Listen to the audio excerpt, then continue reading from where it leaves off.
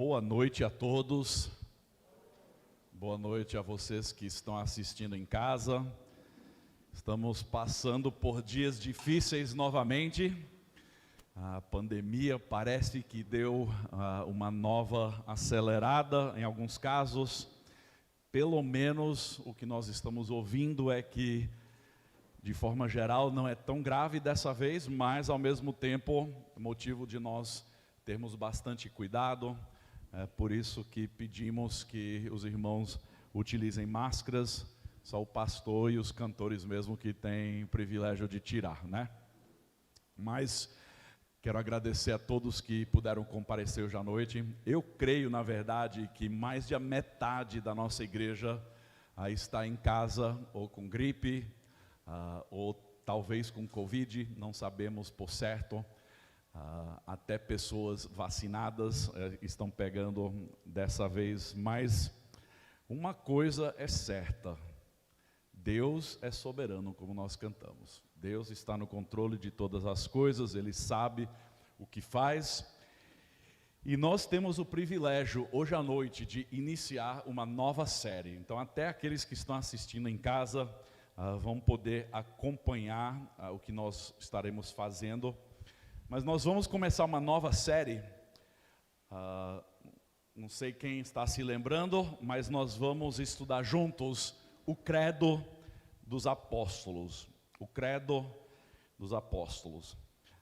Não sei qual é a sua experiência com o Credo dos Apóstolos. Eu vou explicar um pouquinho hoje à noite, mas talvez você até está pensando: puxa, nós não somos uma igreja católica, nós não somos uma igreja luterana, por que que nós vamos estudar o Credo dos Apóstolos? Na verdade, o Credo dos Apóstolos é um dos credos mais antigos na história da igreja. O Credo dos Apóstolos nós podemos encontrar na maneira que nós lemos hoje já no 6º século depois de Cristo. E na verdade, se voltarmos até ao 3º século, já há dentro da igreja boa parte desse credo no que era chamado o antigo credo romano. Então hoje à noite estamos começando uma série que vai durar 12 semanas. 12 semanas e juntos vamos aprofundar a nossa compreensão do que é ter fé. O que significa confessar algo a respeito de Deus, do ser humano, da vida. E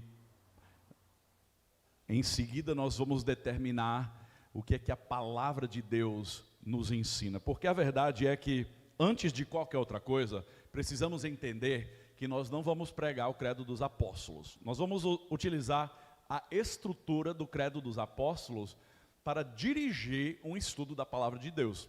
Na verdade, nós vamos pregar a palavra.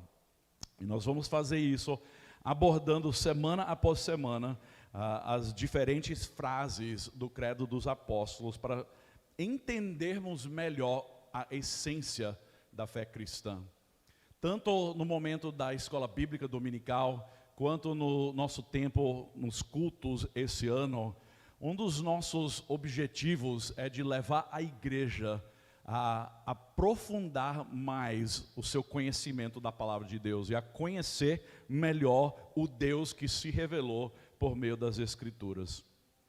Então, como tem sido a nossa experiência nos últimos meses de 2021, nós vamos fazer algo diferente, mas nós vamos recitar o Credo dos Apóstolos.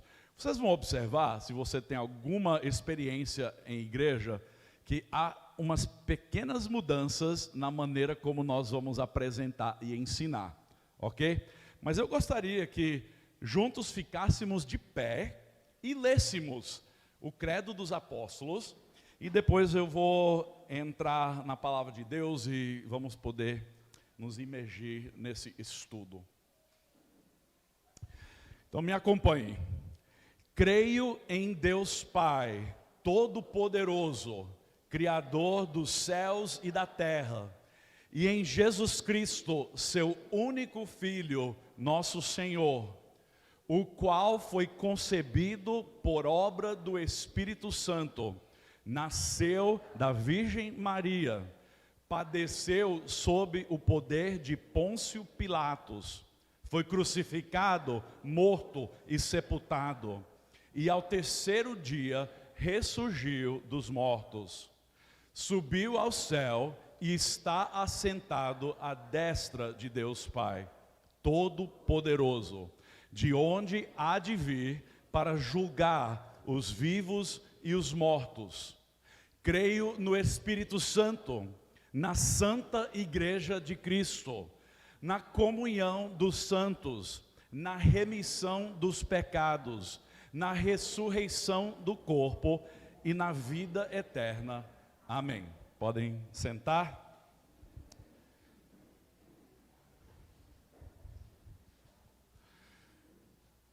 Eu vou ter que mexer com esses slides porque bagunçaram as fontes, então não aparece como deve aparecer, mas depois a gente vai melhorar isso nas semanas seguintes. Porque eu até escolhi algumas fontes que vão acompanhar mais ou menos as épocas, umas fontes mais antigas, sabe, que nos leva a entender a riqueza da história da igreja.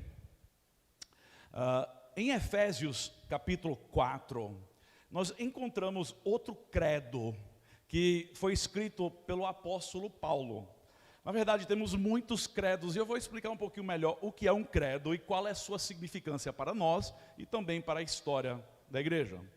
Mas em Efésios capítulo 4, nós lemos o seguinte: há somente um corpo e um só espírito, como também é uma só a esperança para a qual vocês foram chamados. Há um só Senhor, uma só fé, um só batismo, um só Deus e Pai de todos, o qual é sobre todos, age por meio de todos e está em todos.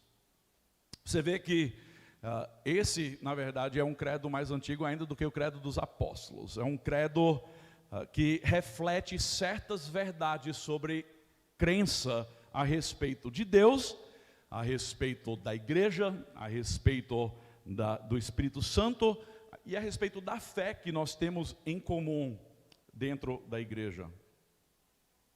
Eu queria compartilhar um pouquinho, porque quando nós pensamos sobre credo, muitas vezes o que nos vem à mente são duas coisas. Primeiro, às vezes a gente só pensa na expressão, né? As pessoas falam credo, né? Uma expressão que não faz sentido nenhum. Ou nós pensamos sobre os credos que tem só naquelas igrejas mais tradicionais, litúrgicas, mais talvez muito formais em nossas mentes. Mas a verdade é que credo nada mais é do que uma declaração sobre o que uma pessoa crê. Uma declaração sobre a fé de uma pessoa. E quando nós pensamos sobre o que nós pensamos, o que nós cremos, o que nós preferimos, há alguns níveis que nós precisamos identificar, e isso antes de entrarmos no trecho que vamos estudar hoje à noite. Então, isso aqui é só um pano de fundo antes de chegarmos no trecho, certo? Esse conteúdo eu acho que nem está na sua apostila. Mas há 3 níveis que eu queria identificar para explicar onde é que vai aparecer esse credo e qual vai ser a importância dela para o nosso estudo durante as próximas 12 semanas. Primeiro, no nível inferior, vamos formar um triângulo com essas 3 categorias, mas vamos colocar a área das coisas casuais ou informais, ou vamos dizer preferências, gosto, né? Você pode preferir que as paredes aqui na igreja sejam azuis, enquanto o outro irmão acha que na nossa igreja devemos ter paredes marrons, né? São preferências. Temos aqui uma mesa, tem muita igreja que tem púlpito, não é? Por que a nossa igreja não tem um púlpito com uma cruz na frente? Por que é diferente? Aqui nós enquadramos essas coisas nessa categoria de baixo. São as coisas que temos diferenças de opiniões, dependendo da nossa experiência, dependendo da nossa cultura, mas são nem coisas certas, nem coisas erradas. Se vamos utilizar uma bateria no louvor da nossa igreja, se o pastor vai pregar de terno e de gravata, ou se ele vai simplesmente usar calça jeans e usar uma camisa de qualquer jeito. São preferências, não há na Bíblia certo e errado quanto a essas questões, certo? Então, nessas coisas, como igreja, o nosso maior objetivo não é uniformizar todas as coisas, de dizer, todo mundo tem que pensar igual nessas coisas, todo mundo tem que ser igual. Nós não vamos ser aquela igreja que vai exigir que todo mundo se vista com as mesmas cores, como tem igreja por aí que faz, né?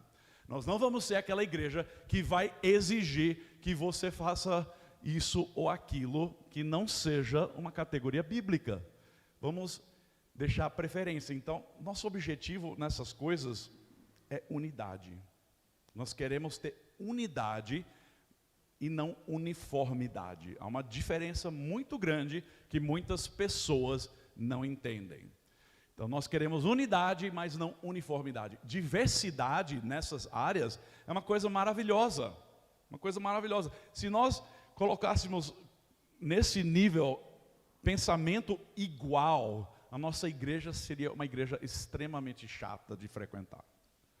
Nós precisamos da criatividade de cada um, precisamos das experiências de cada um, para podermos encorajar um ao outro, para podermos andar um com o outro, para podermos nos divertir um com o outro na vida que Deus tem nos dado.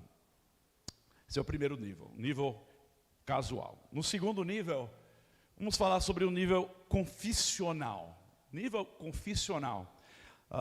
Temos certas doutrinas como Igreja Batista que podem até ser diferentes, vão ser diferentes de, por exemplo, igrejas presbiterianas ou talvez igrejas pentecostais. Na Igreja Batista, nós podemos ter uma certa visão quanto a alguns aspectos da doutrina do Espírito Santo ou da doutrina das últimas coisas que se chama de escatologia. Nesse nível confissional, nós podemos ter unidade uns com os outros como irmãos em Cristo, certo? Podemos diferir em questões secundárias, são importantes para uma igreja definir, para que nós possamos andar juntos, mas eu tenho um tio que é presbiteriano e ele é um homem piedoso, um homem que conhece a palavra de Deus, ama a Deus, e ele é convertido, mas ele pensa diferente de mim na questão do milênio, se vai ou não existir, quando é que vai acontecer. Ele pensa diferente de mim quanto a batismo de bebês.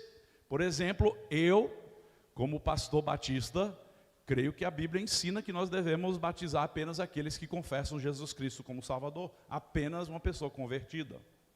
Mas eu jamais diria que o meu tio, ou outro irmão presbiteriano, ou de outra igreja, não seja crente, porque ele pensa diferente em questões secundárias. Agora, eu quero ter muito cuidado quanto a isso, porque eu não estou dizendo que essas doutrinas não são importantes. Não é o que eu estou dizendo. Mas o que eu estou dizendo é que como irmãos em Cristo, nós podemos interagir, conversar, podemos almoçar juntos, podemos até discutir essas coisas em amor e ainda experimentar unidade em Cristo. Mas no próximo nível, que é o nível credal, credal quer dizer a essência da fé, aquilo que tem a ver com credo, não credo a expressão, mas credo, declaração do que nós cremos. No nível credal, queremos falar sobre a essência da fé cristã, aquelas coisas que, se não houver concordância, não é possível andarmos juntos, não é possível experimentarmos unidade, porque nós temos uma fé diferente. Por exemplo, uma igreja que vai ensinar salvação por meio de obras, não é uma igreja em que nós vamos ter o mesmo credo, a mesma fé. Nós cremos que a fé é pela graça. ou que a salvação é pela graça de Deus, não por obras, como a palavra de Deus ensina. Vamos dar outro exemplo, a religião do Islã. No Islã existem quatro pilares que sustentam a fé do islamismo. E um desses pilares diz que não há nenhum outro Deus além de Alá. E Alá, o Deus deles, não tem nenhum filho. Ok? Um pilar, um dos alicerces da fé do Islã diz que Alá é o único Deus e que esse Deus não tem nenhum filho. No credo que acabamos de recitar, nós lemos: creio em Deus Pai Todo-Poderoso, Criador dos céus e da terra, e em Jesus Cristo, seu único Filho. Isso é o que nós cremos, faz parte da essência da fé cristã. Com o muçulmano, nós não vamos ter unidade quanto ao que nós cremos. Podemos ser um amigo, mas nós não vamos ter unidade, não podemos caminhar juntos na mesma fé. Então, eu digo tudo isso como base para entendermos em qual nível nós vamos trabalhar.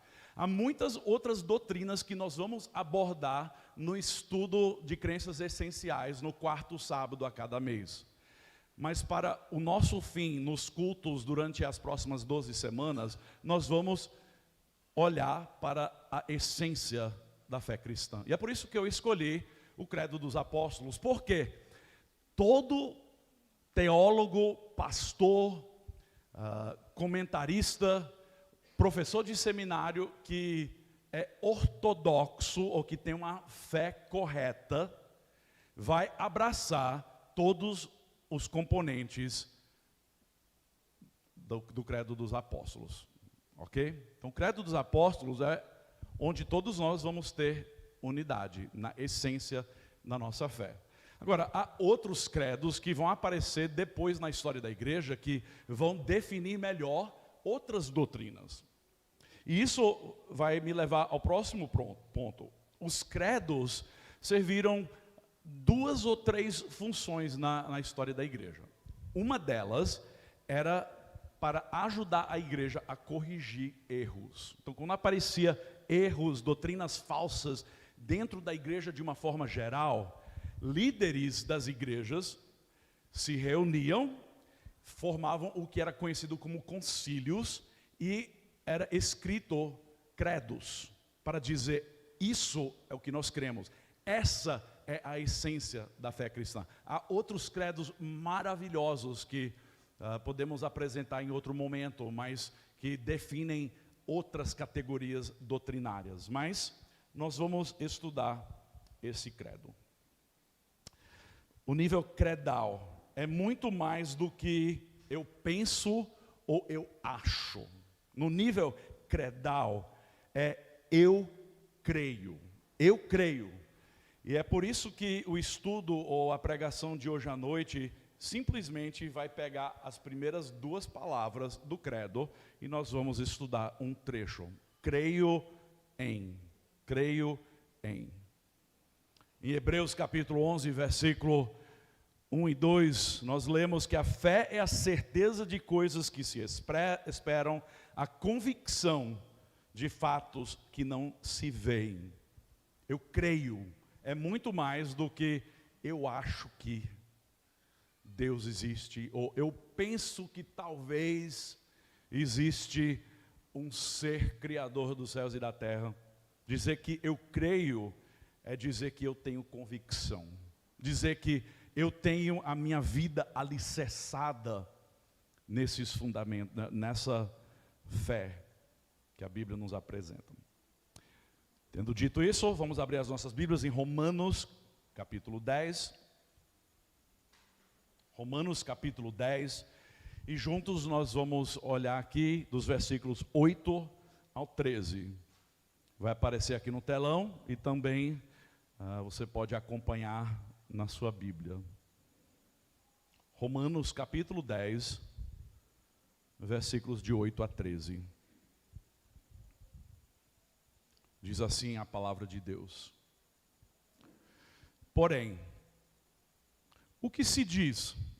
A palavra está perto de você, na sua boca e no seu coração. Isto é a palavra da fé que pregamos. Se com a boca você confessar Jesus como Senhor e em seu coração crer que Deus o ressuscitou dentre os mortos, você será salvo. Porque com o coração se crê para a justiça e com a boca se confessa para a salvação. Pois a Escritura diz: todo aquele que nele crê não será envergonhado, porque não há distinção entre judeu e grego, uma vez que o mesmo é o Senhor de todos, rico para com todos os que o invocam. Porque todo aquele que invocar o nome do Senhor será salvo. Quantos aqui já ouviram esse trecho em algum momento ou outro? Trecho extremamente conhecido, especialmente o versículo 13. Todo aquele que invocar o nome do Senhor será salvo.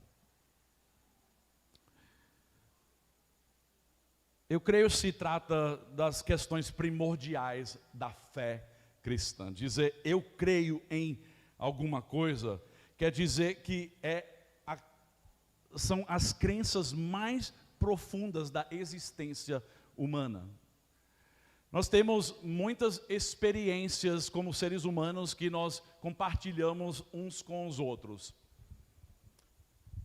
Trabalho, família, doença, viagens, livros, escola. São áreas da vida em que todo ser humano compartilha. Mas depois temos outros níveis, como valores e prioridades. E se você for se aprofundando em cada nível, você finalmente vai chegar naquilo que uma pessoa crê. Na base, na essência da vida, daquilo que uma pessoa pensa sobre todas as coisas. Então, as decisões que nós tomamos como seres humanos voltam para aquilo que nós cremos. As prioridades que nós temos como família dependem daquilo que nós cremos. A escola onde eu vou enviar o meu filho depende da minha crença, em algum nível ou outro. O tipo de trabalho que eu vou fazer vai depender da minha crença. Você vê que a crença vai definir todas as coisas para a vida do ser humano. Para nós que conhecemos a Jesus Cristo e que seguimos o cristianismo, a crença essencial é Jesus Cristo, é confessá-lo com a boca, crer no coração, é seguir a Escritura, é reconhecer que há um Senhor. E quando nós olhamos para a essência da nossa fé, isso vai definir o resto das nossas vidas, porque as decisões que vamos tomar, os valores que vamos estabelecer, a pessoa com quem nós vamos casar, vai depender do que nós cremos. O grande problema nos dias em que vivemos é que a fé e a crença é uma espiritualidade bagunçada, né? As pessoas muitas vezes não sabem o que elas creem, mas até isso é uma fé, é uma crença.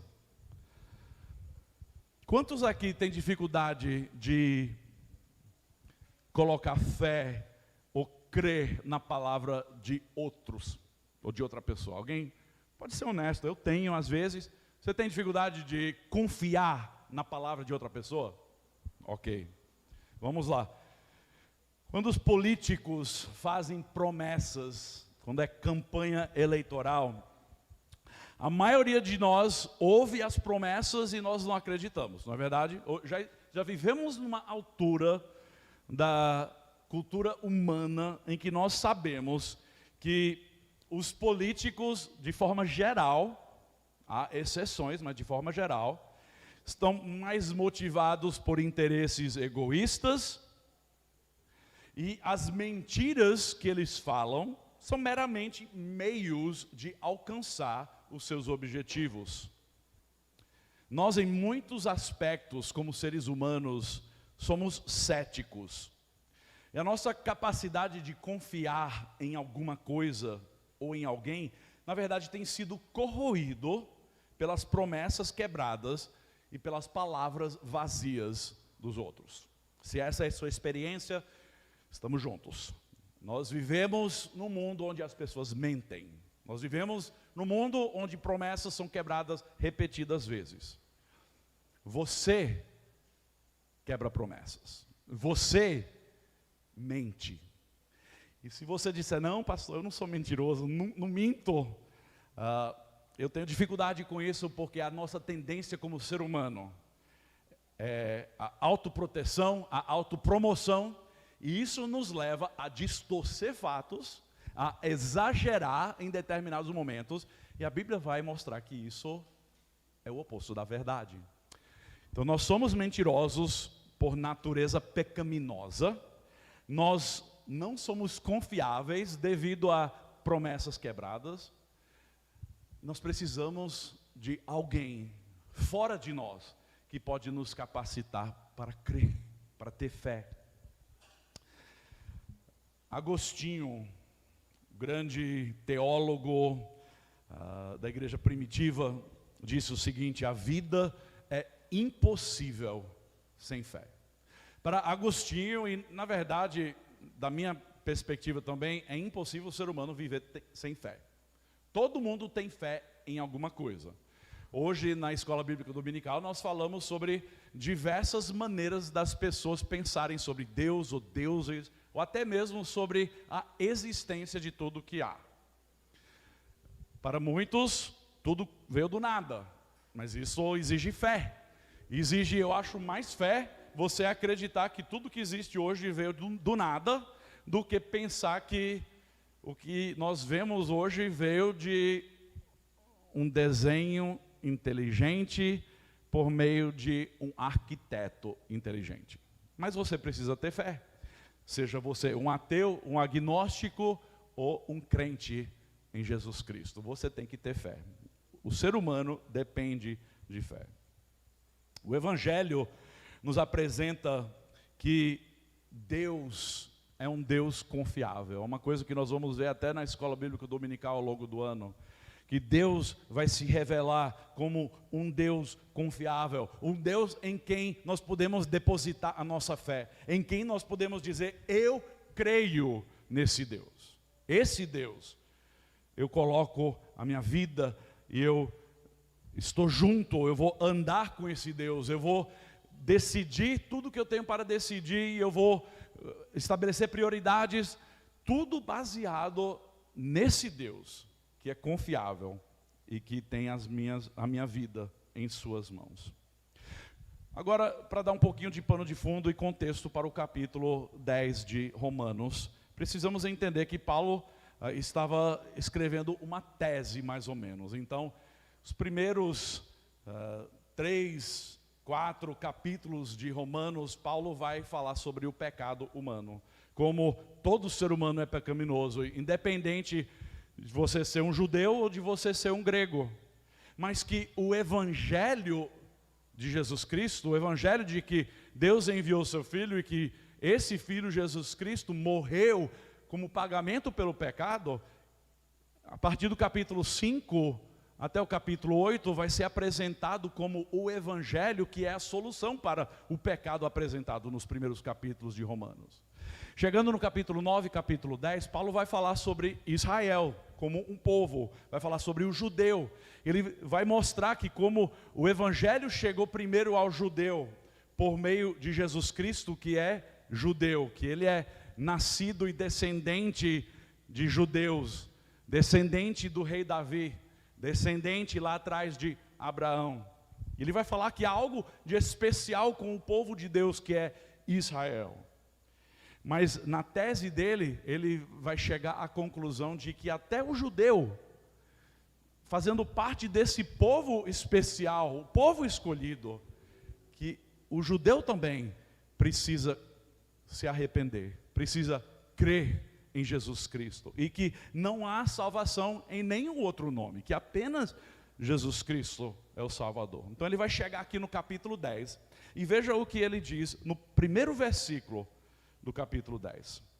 Irmãos, o desejo do meu coração e a minha súplica a Deus em favor deles é para que sejam salvos. Quem são eles? Paulo está falando sobre os judeus, falou do capítulo 9 e 10. O desejo do coração de Paulo é que os judeus também fossem salvos, que eles também confessassem Jesus Cristo como Salvador.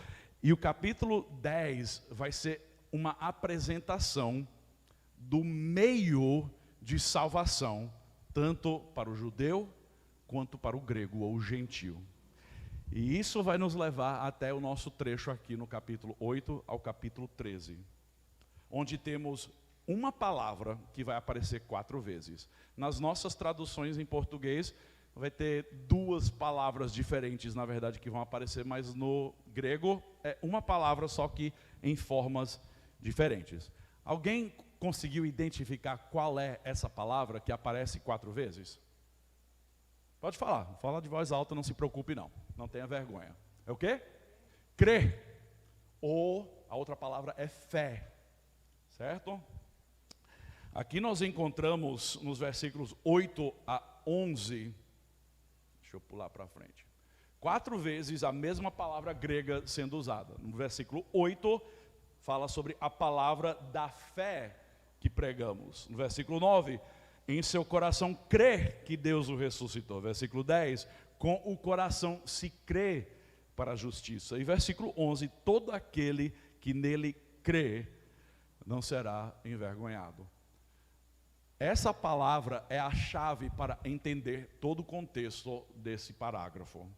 Fé. E a palavra, eu vou ensinar para vocês uma palavra em grego hoje à noite, certo? Uma palavra que tem diversas formas de ser utilizado, mas a palavra é essa. Palavra, no mais básico, é pistes, que é a primeira palavra lá em cima.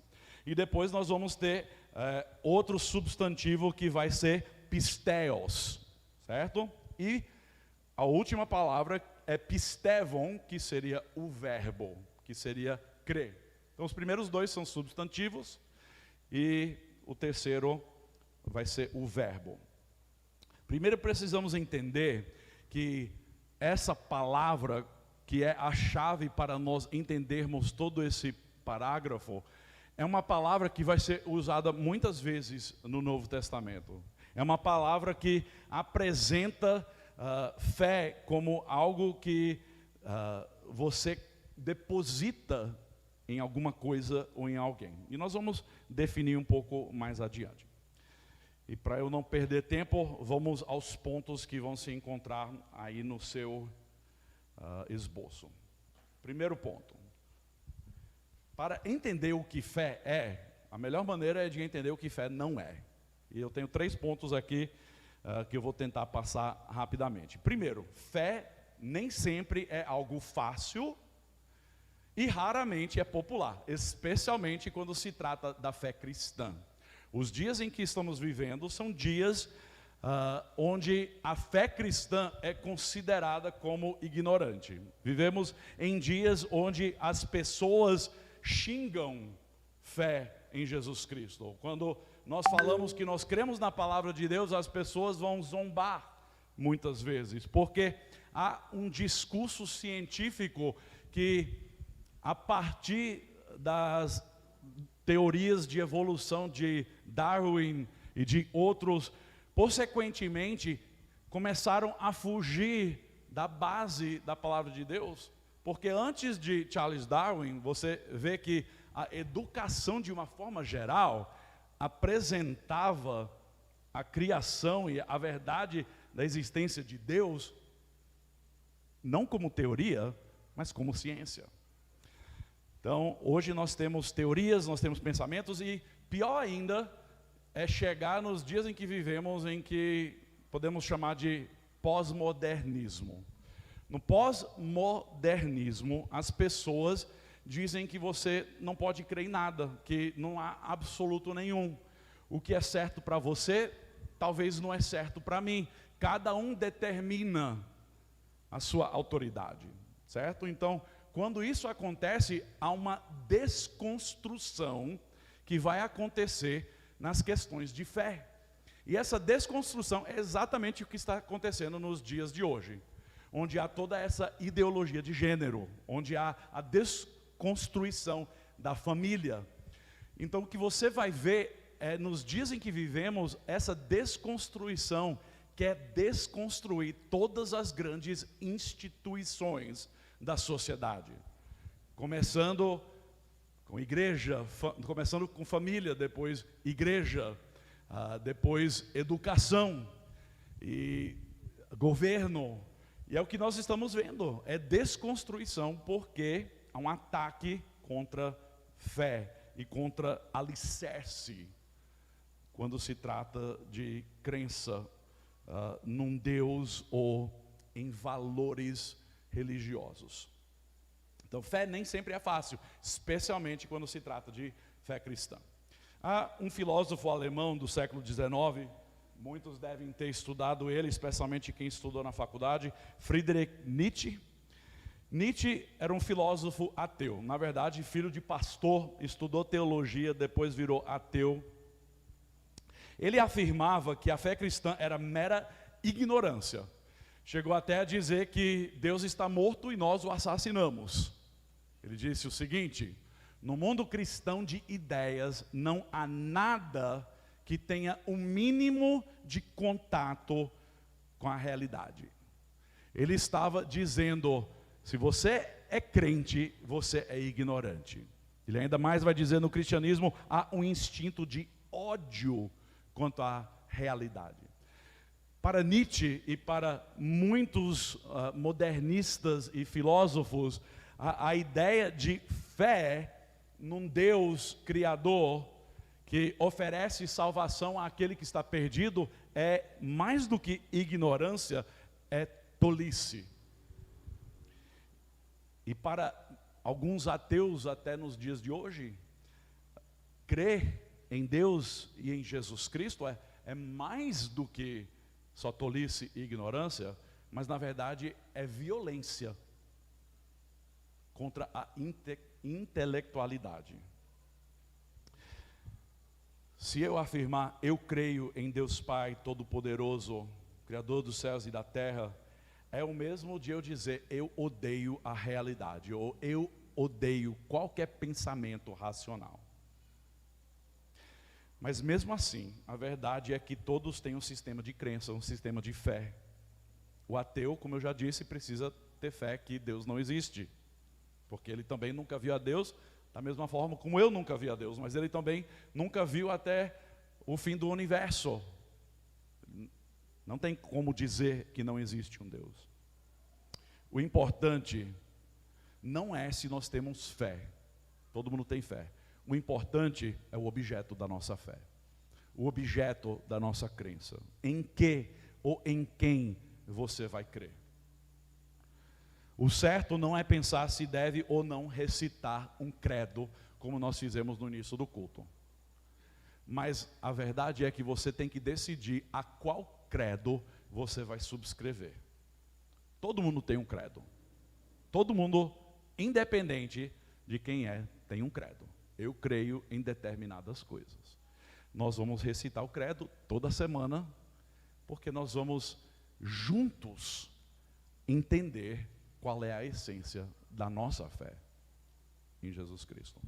Fé não é fácil e raramente é popular. Fé também não é opcional. Também não é compartimentado. O que eu quero dizer com isso? Você não pode dizer, eu sou crente quando você está aqui no domingo, mas de segunda a sexta você vive outra vida. Você não pode ter uma fé compartimentada.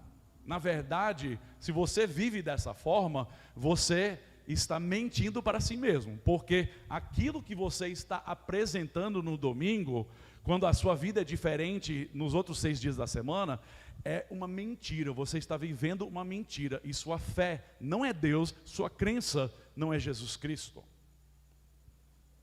Você não pode ter uma fé compartimentada, e a fé não é opcional. Você não pode dizer, sabe o que?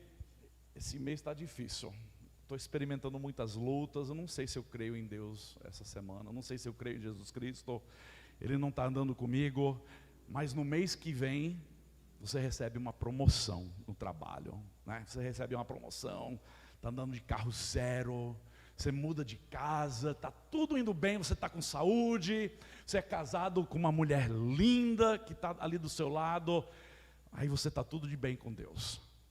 A fé não é assim. O que você crê é o que você vai sempre crer, a não ser que haja uma conversão para outra fé. Entenderam? Então fé não é opcional, nem é algo compartimentado. Terceira coisa, fé não é igual a conhecimento nem a sabedoria. Alguns dizem, eu creio em Deus Pai Todo-Poderoso. Mas com isso meramente estão dizendo, eu sei que a Bíblia existe e que existe um Deus Pai. Me parece interessante que existe um Deus. Gente, isso não é fé. Fé não é conhecimento, não é informação intelectual, nem é simplesmente concordância com alguma coisa. Fé, vamos definir agora. O que é crer em alguma coisa? O que significa você depositar a sua fé em algo, em alguém? Lá vai a definição.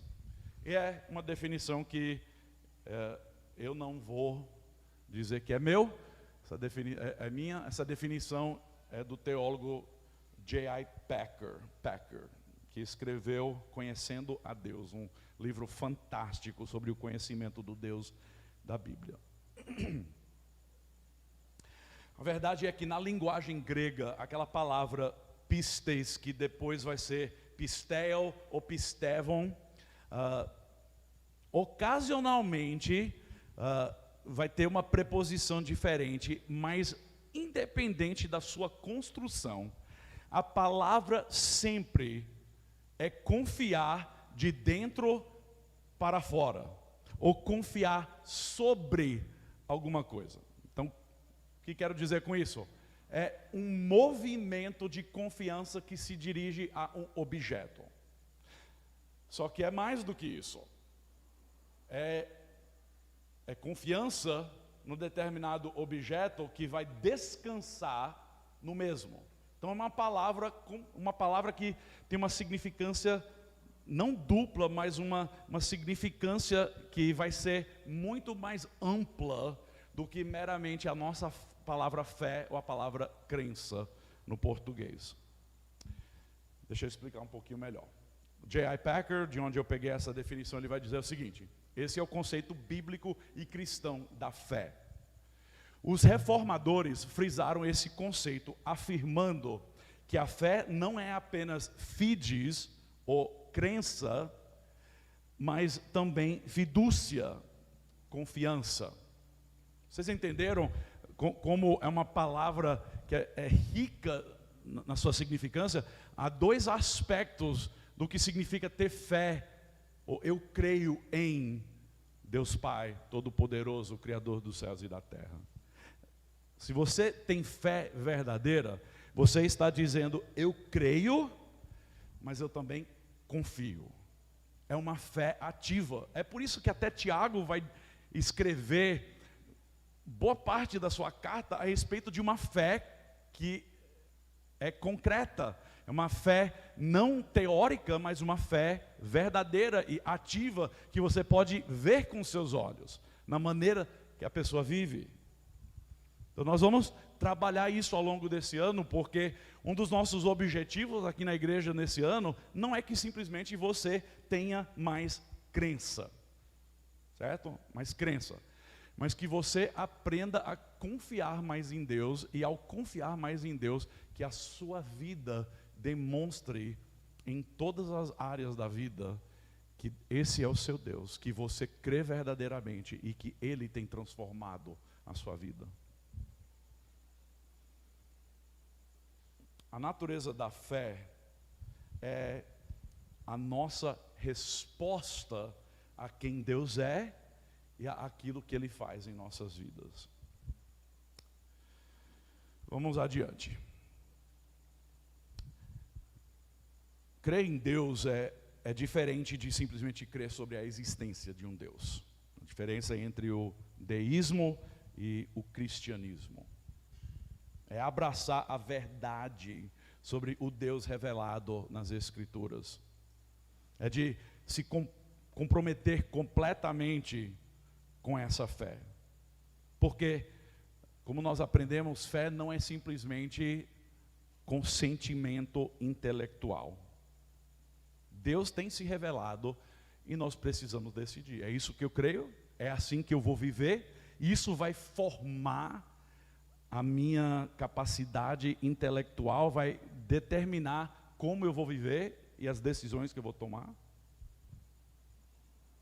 Então Deus, por meio do seu Filho Jesus Cristo, conquista os nossos corações pela obra do seu Espírito, e como ser humano, ao recebermos essa verdade, o nosso coração vai responder a essa verdade, baseado no que Paulo vai apresentar aqui nesse trecho. Por quê? Porque o nosso coração, como definido nas Escrituras, é o centro daquilo que dirige os nossos valores, as nossas crenças, a nossa vontade como ser humano, é o centro do nosso ser. Não estamos falando sobre o órgão que bombeia sangue ao redor do seu corpo, mas estamos falando sobre o centro do seu ser como ser humano, que vai decidir, que vai crer, que vai abraçar certas verdades. E Paulo aqui no versículos 9 a 10 vai nos dizer, versículo 8 primeiro. Porém, o que se diz, a palavra está perto de você na sua boca e no seu coração. Isto é a palavra da fé que pregamos. Versículo 9 e 10, se com a boca você confessar Jesus como Salvador, e em seu coração se crê para a justiça, e com a boca se confessa, deixa eu voltar, pulei um versículo. Em seu coração crê que Deus o ressuscitou dentre os mortos, você será salvo, porque com o coração se crê para a justiça, e com a boca se confessa para a salvação. Paulo não está dizendo aqui nesse trecho que é com a mente que você crê. Não está dizendo que é só uma captação de informações que você crê. Não, ele não está dizendo que é uma categoria acadêmica ou intelectual.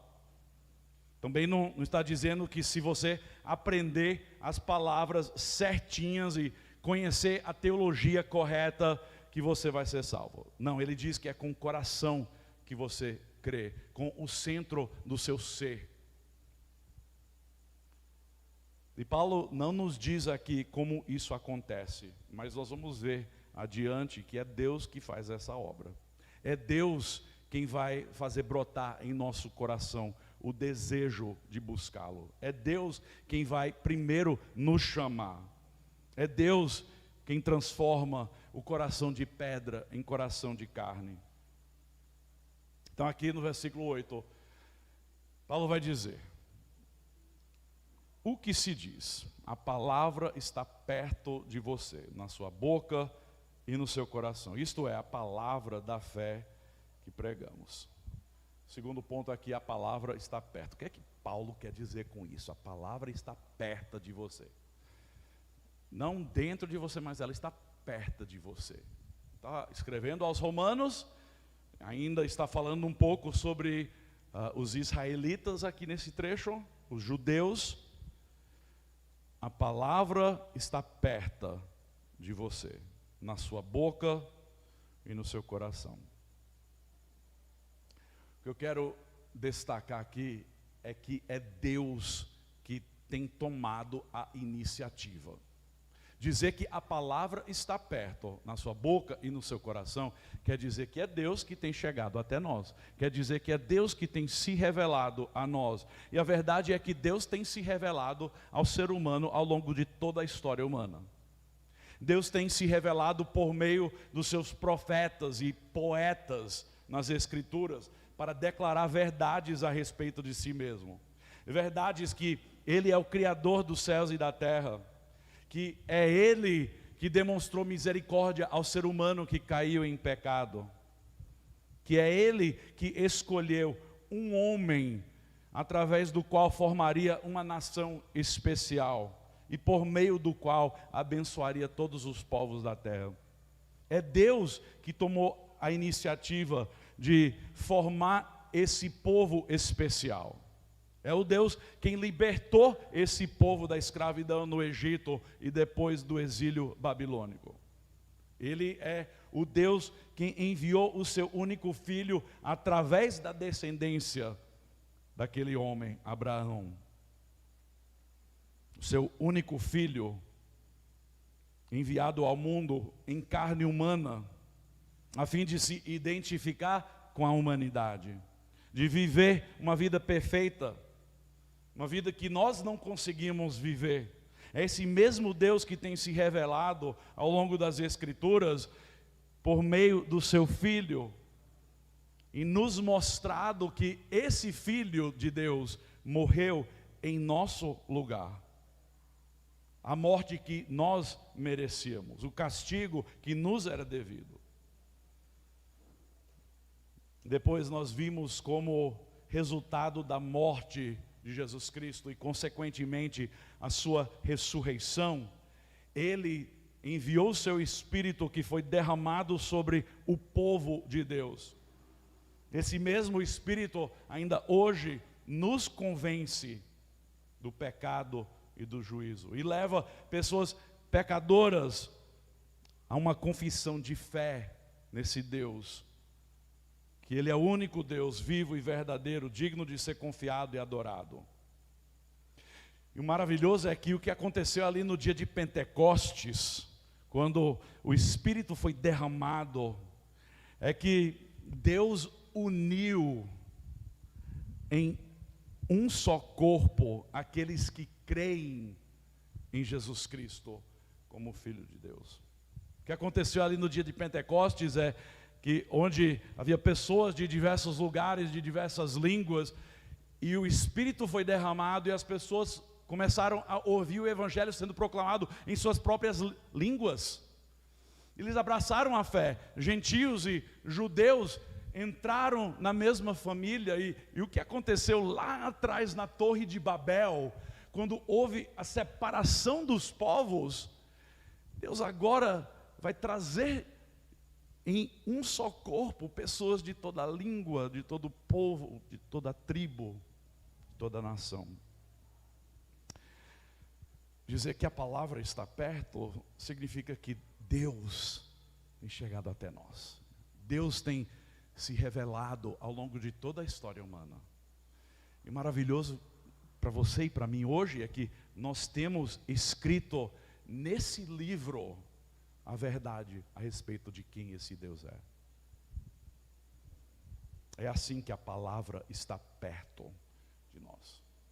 Terceiro ponto que você vai ver aí no seu esboço, é um ponto importantíssimo de ressaltar, de destacar entre os outros, que é Deus quem salva e justifica. É Deus quem primeiro inicia e toma a iniciativa de se revelar para nós. O ser humano, por consequência do pecado, está separado de Deus, incapaz de não apenas chegar até Deus, mas até de conhecer esse Deus. Ele pode ser um deísta, existe um Deus, mas eu não o conheço. Mas para a pessoa chegar até Deus é necessário que Ele primeiro tome a iniciativa e se revele a nós. E depois faça brotar em nós o anseio por Ele, pela salvação. Como é que eu sei disso? Vamos ver o trecho. É Deus quem inicia e realiza a obra salvífica, quer dizer, a obra de salvação e de justificação. Aqui nós temos o versículo 10. Com o coração se crê para a justiça, depois fala com a boca se crê para a salvação, ou se confessa para a salvação. Como é que de um versículo eu consigo chegar à conclusão de que a salvação vem de Deus? Primeiro, que não sou eu que busco a Deus, mas é que Deus vem ao meu encontro e me salva. Tudo tem a ver com a construção da gramática grega. E eu não estou esperando que todos aprendam grego. Se você estudar grego, maravilhoso, você vai poder entender um pouquinho melhor. Mas essa palavra, na verdade, é uma palavra, se crê, porque com o coração se crê para a justiça. Por que é que eu digo que é importante gramática? Eu não sou pessoa que vai toda semana ficar destacando gramática não, viu gente? Eu gosto de gramática, mas por que gramática é importante? Porque esse verbo no grego, se crê, está na voz passiva. Isso é importante. Se crê, está na voz passiva. E no grego, quando algo está na voz passiva, significa que é algo que está vindo de fora para dentro. Não é algo que está vindo de dentro para fora. Porque há muitas pessoas que pensam que o ser humano está perambulando na vida, lutando com o pecado sim, mas ele ainda está buscando a Deus, ele ainda está tentando chegar até lá. Deus vê ele perambulando e Deus diz, eu vou salvar ele porque ele primeiro está me buscando. Não. A Bíblia diz que nós amamos a Deus porque ele primeiro nos amou. Ele veio até nós, antes de nós chegarmos até Ele. Nós somos totalmente depravados, a Bíblia diz que nós somos pecadores. Nós nascemos no pecado. Desde o primeiro respirar, nós já éramos pecadores. E o castigo do pecado, a Bíblia diz, é a morte. Nós estávamos condenados, nós nascemos condenados. E essa depravação do ser humano cega e deixa o ser humano incapaz de buscar a Deus, de desejar a Deus, de conhecer a Deus e de desejar a salvação. É Deus quem faz a obra. Então, nessa construção da gramática, de ser uma voz passiva, significa que é Deus que vai chegar e vai fazer brotar no seu coração a fé. Você vê que a fé é algo que não vem de nós mesmos. É passivo porque significa que é Deus quem nos dá a capacidade de crer. É Deus quem nos dá a vontade de buscá-lo. É Deus quem acorda o coração que estava morto e dá vida e regenera. É Deus quem remove as chagas dos olhos. Isso acontece por meio da ação do seu Espírito Santo e a proclamação da palavra de Deus, do Evangelho. Gente, isso é tão importante nós entendermos, porque essa é a base, é o ponto de partida. Para você crer nesse Deus, você precisa primeiro entender que você não busca a Deus. A Bíblia diz que não há um justo nenhum sequer. Não há ninguém que busca o bem. Ninguém. O pecado nos expulsou da presença de Deus. É o que acontece ali no jardim do Éden, quando Adão e Eva são expulsos do jardim, simbolicamente demonstrando que houve uma separação. E essa separação não tem nenhum de nós que consegue superar. Apenas Deus, por meio do seu Filho, através da ação do Espírito, que nos convence do pecado e do juízo. Entenda isso. É Deus quem nos salva, é Deus quem nos justifica, e a nossa resposta de fé, é Deus quem nos dá essa capacidade de responder. É Deus quem nos dá essa capacidade de dizer, eu creio, eu sei.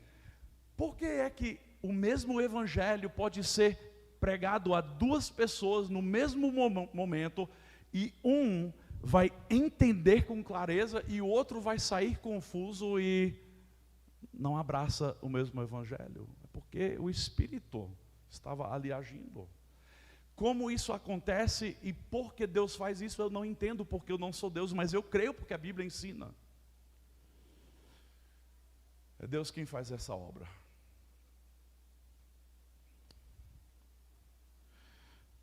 A palavra justificados. Com o coração se crê para a justiça. O que é que significa sermos justificados? Tem aqueles que gostam de fazer um trocadilho, especialmente em inglês. Dá certo em inglês, em português não. Mas o trocadilho é mais ou menos assim. Que quando você é justificado, é como se você nunca tivesse pecado. Certo? E eles vão usar a palavra justification e dizer just as if I never sinned, como se eu nunca tivesse pecado. Isso é verdade.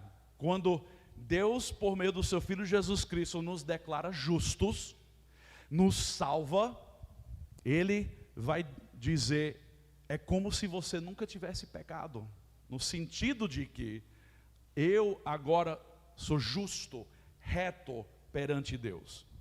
Mas é muito, muito, muito mais do que simplesmente dizer que Deus agora não olha para o nosso pecado quando Ele olha para nós.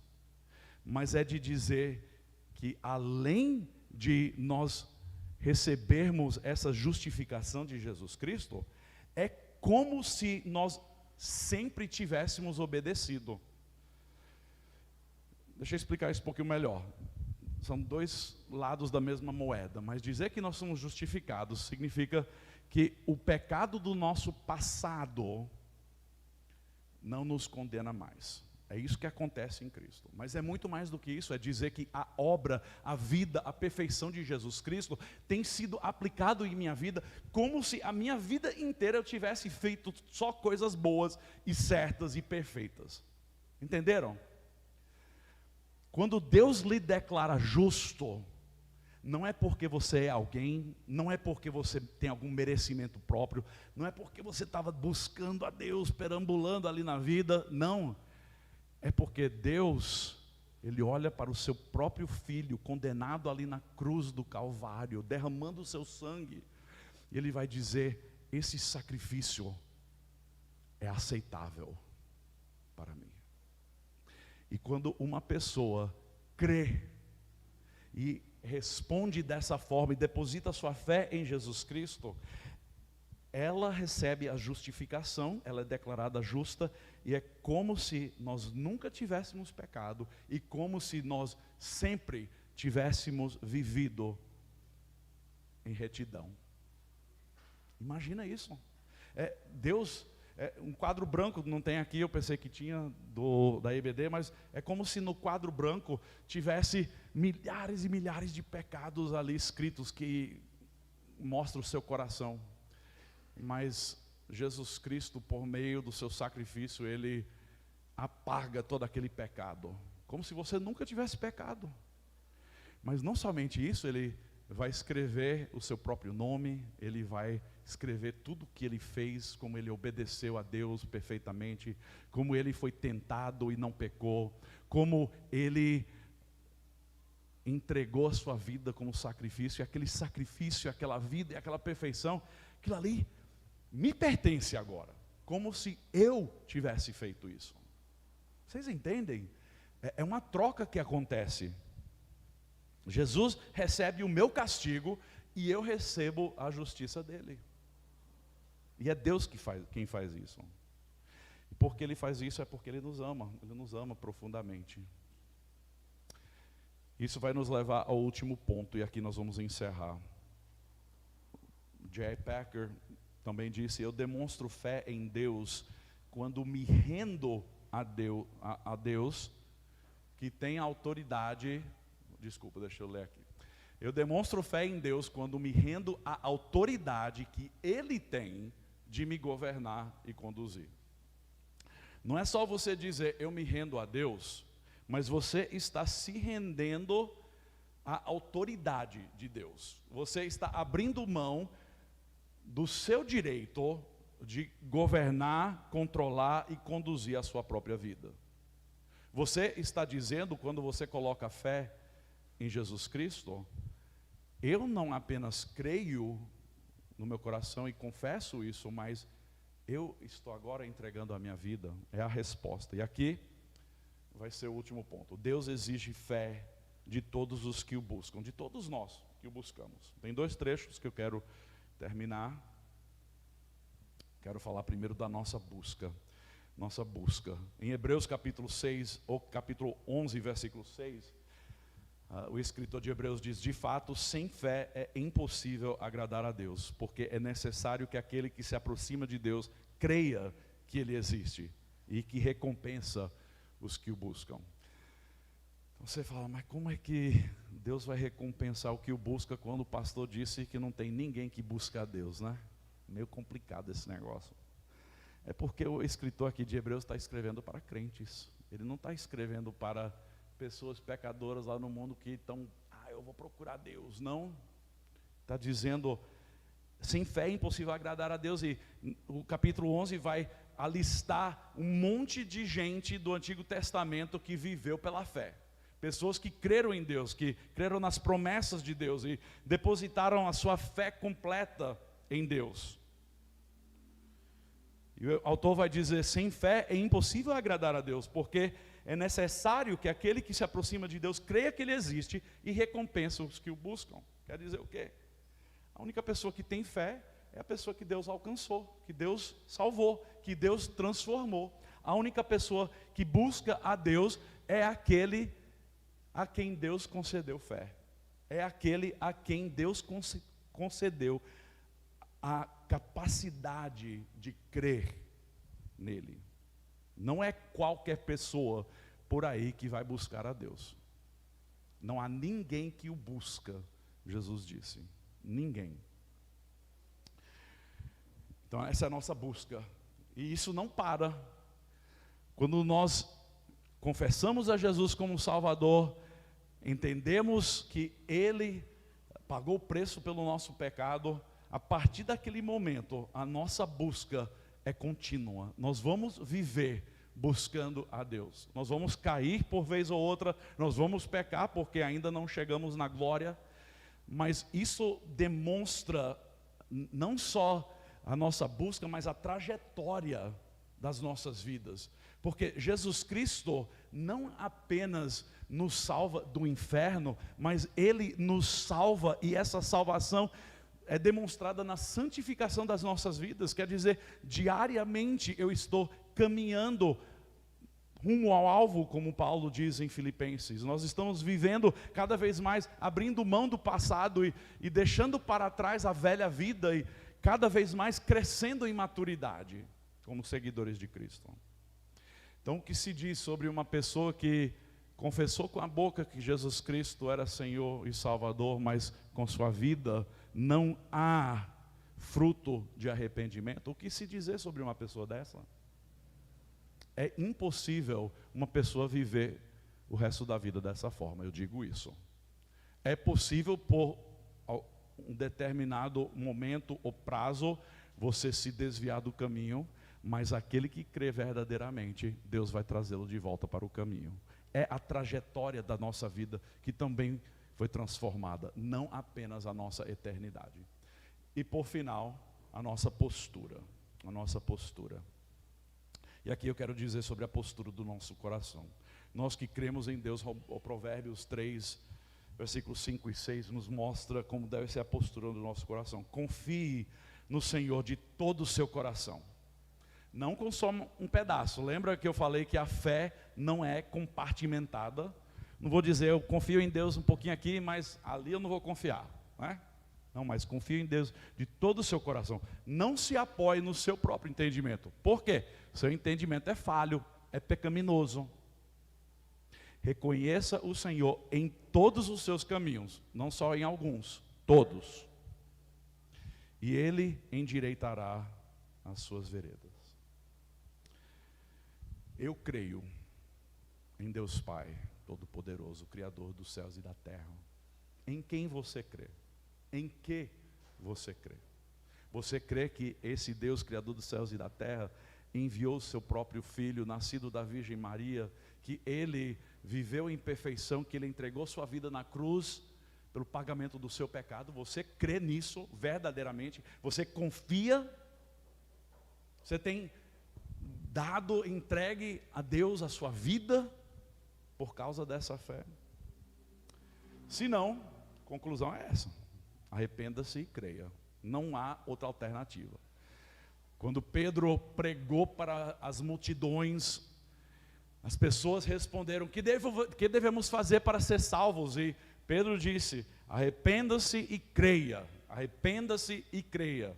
Então arrependa-se, quer dizer, reconheça o seu pecado, concorde com Deus a respeito de como você estava vivendo e diga: eu creio, eu abraço, essa é a minha fé. Se você já crê em Deus, continue a buscá-lo de todo o seu coração. Busque ao Senhor de todo o seu coração. E terceiro, obedeça e siga a palavra de Deus. Porque, como eu comecei hoje à noite a dizer, não é o suficiente você simplesmente crer certos fatos ou abraçar certos fatos teológicos. Não é só necessário ter uma ortodoxia correta, mas é necessário que você viva aquilo que você crê. Vamos orar? Senhor Deus, muito obrigado por tua palavra, muito obrigado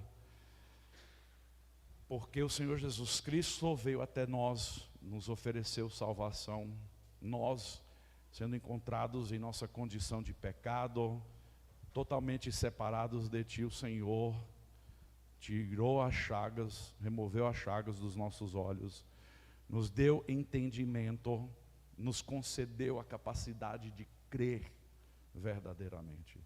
E por isso, juntos, como igreja, dizemos: eu creio, nós cremos em Deus Pai Todo-Poderoso, Criador dos céus e da terra, e em Jesus Cristo, seu único Filho. Nós cremos. Ó Deus, fortaleça a nossa fé, porque a nossa fé às vezes é fraca. Nos mostre cada vez mais a tua fidelidade, porque já sabemos que tu és fiel, mas às vezes nos esquecemos. E nos fortaleça, Pai, para que vivamos em obediência, que os nossos corações continuem te buscando, e para que as pessoas ao nosso redor, Deus, possam ver em nós a transformação que Jesus Cristo tem feito. Ó Deus, que as nossas vidas sejam vividas como testemunhas da transformação, da salvação. Que essa crença, ó Deus, não seja de boca para fora, mas que seja em todos os aspectos da nossa vida. E é por causa de Cristo, para a sua glória, que nós oramos. Amém.